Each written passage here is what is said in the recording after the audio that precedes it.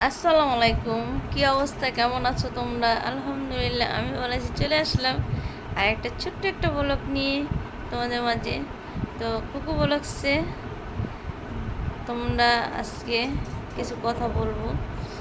তোমরা সবাই দেখতেছো আমি কুকু ব্লগসে মাঝে মাঝে ভিডিও দিই। প্রতিদিন ভিডিও দিতে পারছি না। নূর ব্লগ অ্যান্ড কুকে আমি ভিডিও আমার প্রতিদিন যাচ্ছে। তো দেখা যায় শারীরিক একটু সমস্যা ছিল, মাঝখানে অনেকটা অসুস্থ ছিলাম। তোমরা সবাই তো জানো। তোমার ভাইয়া যাওয়ার তোমার ভাইয়া থাকতে থাকতে আমি অসুস্থ হয়ে গেছিলাম। তারপরে তোমার ভাইয়া হালকা একটু সুস্থ দেখে গেছে আমাকে। আর বিশ্বাস করবো না, তোমার ভাইয়াকে কিভাবে আমি এবার বিদায় দিছি। আমি বিদায় দিচ্ছি আমি নিজেও জানি না। আমি এতটা অসুস্থ হয়ে গেছি ভাবতে পারি না। ব্যাপার হচ্ছে কি, দেখা যায় অসুস্থ হইতাম না। সাকিব আমার বোনের ছেলের বিয়ে গেছে, ওর নাম সাকিব। দেখা যায় রং খেলার ভিতরে বৃষ্টিতে ভিজা হয়েছে। তারপরে ওর বিয়েটা একবার পুরো গরমে পড়ছে। ওই নিয়ে সিজনের আরও সিজনের জ্বর। আর এখন যার জ্বর আসে, ঘরে ঘরে জ্বর আসলেই তোমার জ্বরটা 5 দিন 6 দিন থাকে, থাকার পরেও তার কাশি হয়ে যায়।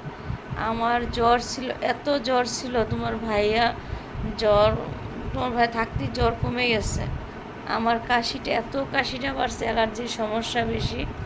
আর জানো, কাশিটা সবসময় এই জায়গাটায় সমস্যা করতো। তারপরে তোমার ভাইয়াকে বিদায় করলাম। বিদায় করে আমি কোনো ভিডিও আমি বানাইতে পারি নাই। তোমার ভাইয়া যাওয়ার সময় আমি কোনো ভিডিও বানাইতে পারিনি। দেখা যায় তোমার ভাইয়া অনেক আমাকে, দেখা যায় তোমার ভাইয়া এমন সময় ছিল, তোমার ভাইয়া ডেট বাড়াইতে পারে নাই। তোমার ভাইয়া তো মনে করছে জ্বর ভালো হয়ে গেছে, আলহামদুলিল্লাহ আমি চলে যাই, আমি তো আবার আসবো। তো ওদিনই এত কাশি বাড়ছে, তোমার ভাই 2 দিন সময় থাকলে তোমার ভাই ডেট বাড়ায় ফেলাইতো। তো তোমার ভাই অনেক কষ্ট নিয়ে বাংলাদেশের দেখেছে। তা আলহামদুলিল্লাহ, তোমার ভাইয়ের জন্য দোয়া করবা, তোমার ভাইয়ার জন্য সুস্থ থাকে, ভালো থাকে। আর আমাকে নিয়ে অনেকটা টেনশন থাকে। তারপরে তোমার ভাইয়া সৌদি আরবে দাম্মামে তোমার ইয়া লাগে 5 ঘন্টা, 5.5 ঘন্টা লাগে যাইতে। তোমার ভাইয়া যাওয়ার পরে আমাদের নেমে ফোন দিছে বিমানের থেকেই। যে সময় বিমান নিচে ল্যান্ড করে, এই সময় সিম লাগাইলে পাওয়া যায় নেটওয়ার্ক। ও সময় তোমার ভাই আমার সাথে কথা বলছে। কথা বলা পরে বাসায় গেল। আর এয়ারপোর্টের থেকে আমার বাসায় যাইতে তোমার 1 ঘন্টা লাগে। তো যাওয়ার পরের থেকে এই যে রাত্রে 1:30টার দিকে আমার কাশি বাড়ছে। আমার অক্সিজেন কমে গেছিলো, আমার নিঃশ্বাস মনে হয় আটকে গেছিলো, এত অবস্থা খারাপ ছিল।